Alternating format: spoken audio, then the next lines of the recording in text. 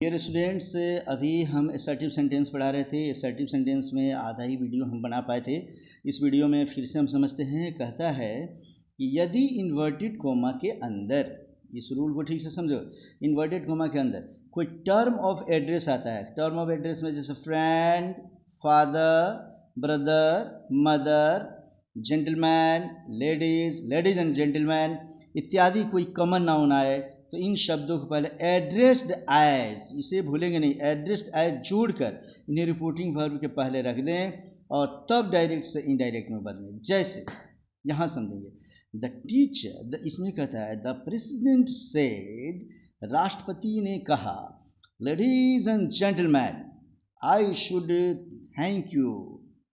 तो इस तरीके से अगर हमें इसे बनाना है, जैसे इसमें देख लो बच्चों, the president said, inverted coma में यहाँ पे दिया है ladies and gentleman I should thank you all, मुझे आप सबको धन्यवाद कहना चाहिए। तो इसको जब हम बनाएंगे तो क्या करेंगे, the president addressed as ladies and gentleman का प्रयोग करेंगे, क्योंकि यह जो इन्वर्टेड कोमा का टर्म ऑफ एड्रेस है, माने इस तरीके से एड्रेस संबोधन के शब्द है। यहाँ पे फ्रेंड भी हो सकता है, फादर भी हो सकता है, ब्रदर भी हो सकता है, लेडीज एंड जेंटलमैन हो सकता है।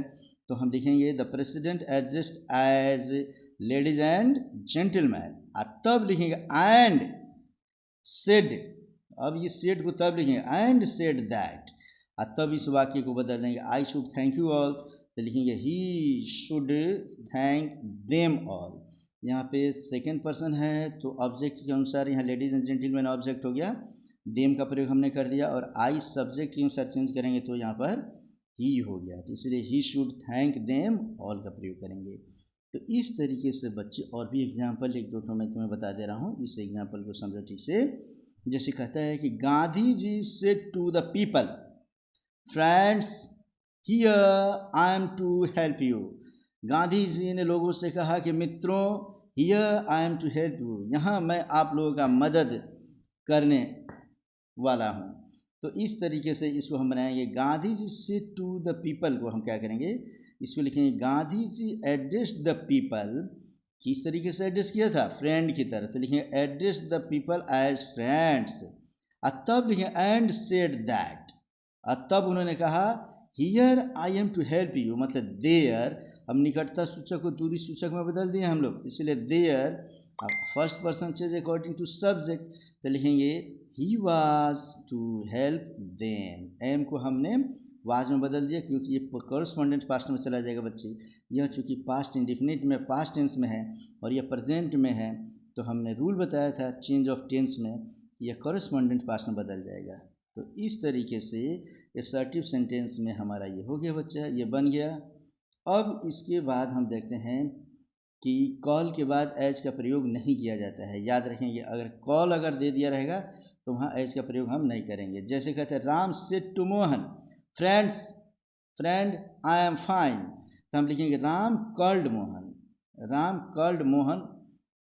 उसके बाद लिखेंगे हम लोग एज फ्रेंड नहीं लिखेंगे। याद रखेंगे, कॉल अगर दिया रहे तो कॉल के बाद एज का प्रयोग नहीं करते हैं। अब हम इसको लिख सकते हैं राम सेड टू मोहन, तो इसको लिखेंगे Ram addressed Mohan as friend, या लिखेंगे राम कॉल्ड मोहन, तब लिखेंगे दैट फ्रेंड मोहन, इसके बाद फ्रेंड, उसके बाद इस फ्रेंड को हम इधर लिखेंगे, दैट का प्रयोग हम करेंगे, दैट के बाद लिखेंगे friend he was fine, first person according to subject change कर देंगे। अगला रूल इसका पढ़ेंगे हम लोग ठीक तरीके से। यहाँ देखेंगे, कहता है कि यदि इन्वर्टेड कोमा के अंदर, इसे समझ लो बच्चों ठीक से। अब यदि इन्वर्टेड कोमा के अंदर ओ, वेल, यू, सी इत्यादि प्रकार के शब्द संबोधन के लिए प्रयोग किए जाए तो उन्हें वाक्य से हटा देना चाहिए। जैसे द टीचर सेट, शिक्षक ने कहा, well Mohan I shall punish you, तो यहाँ से विल को हम हटा देंगे, डायरेक्ट लेंगे the teacher said to Mohan that, अब इन्वर्टेड कोमा को यहाँ ला देंगे that, I shall punish you को चेंज करेंगे तो हो जाएगा he would punish him.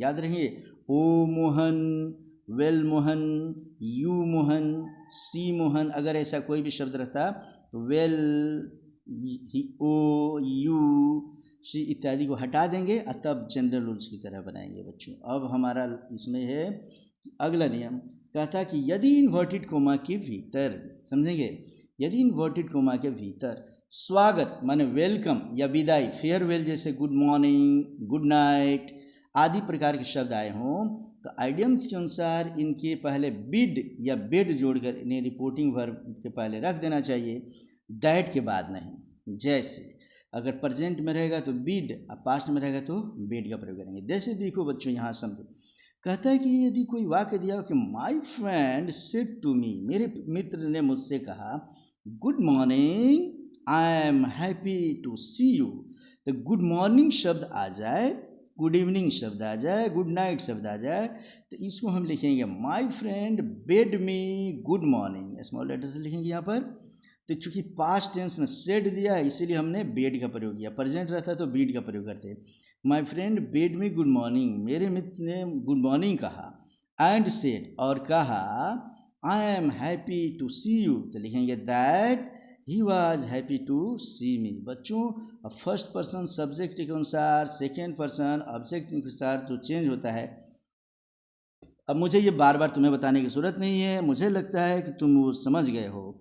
Next एक और एग्जांपल दे देता हूँ बच्चों, यदि इन्वर्टेड कोमा के बीच में एक से अधिक असर्टिव सेंटेंस रहे तो उन्हें एंड से जोड़ दिया जाता है। याद रखेंगे कुछ ऐसे भी वाक्य आते हैं जिसमें दो दो तीन तीन सेंटेंस दिए गए रहते हैं तो उसको एंड से जोड़ते जाएं। जैसे यहाँ पे देखो, the king said it is enough, राजा ने कहा बस, my mother is yet alive, मेरी माँ अभी जीवित है, आई विल गो, मैं जाऊँगा, and see her before I die, और मैं मरने के पहले उनसे मिलूँगा।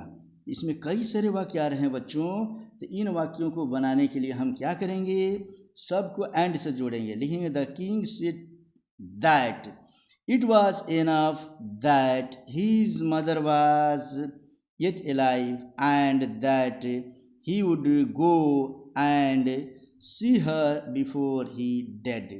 या हम इसको बना सकते हैं द किंग सेड दैट के बाद से it was enough and that his mother was yet alive, फिर फुल स्टॉप देकर भी लिख दिया है।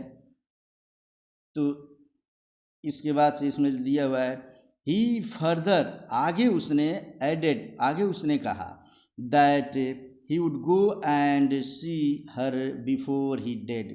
मतलब कि मुख्य तौर पे हम समझेंगे बच्चों कि एक से अधिक वाक्य हो तो हम क्या करेंगे, दैट से जोड़ते जाएंगे। इट वाज एनफ दैट, उसके बाद हम यहाँ पे फिर प्रयोग करें एंड दैट, फिर यहाँ प्रयोग करेंगे एंड दैट, एंड करके हम जोड़ते जाएंगे और इसको आगे बढ़ाते जाएंगे। अब इसमें देख लो बच्चे, लास्ट बता रहा हूँ, कुछ ऐसे भी असर्टिव सेंटेंस होते हैं जो अधूरे रहते हैं, खासकर किसी प्रश्न के उत्तर में, उसको हम इलिप्टिकल सेंटेंस कहते हैं। कोई भी सेंटेंस अगर पूरा नहीं हो, आधा हो, तो उसे हम इलिप्टिकल सेंटेंस कहते हैं। जैसे किसी प्रश्न के में हम देखते हैं सिर्फ लास्ट में yes, no, very well, not at all इत्यादि शब्द प्रयोग करते हैं। नॉट एट ऑल माने बिल्कुल नहीं, वेरी वेल बहुत अच्छा, नो नहीं, यस हाँ।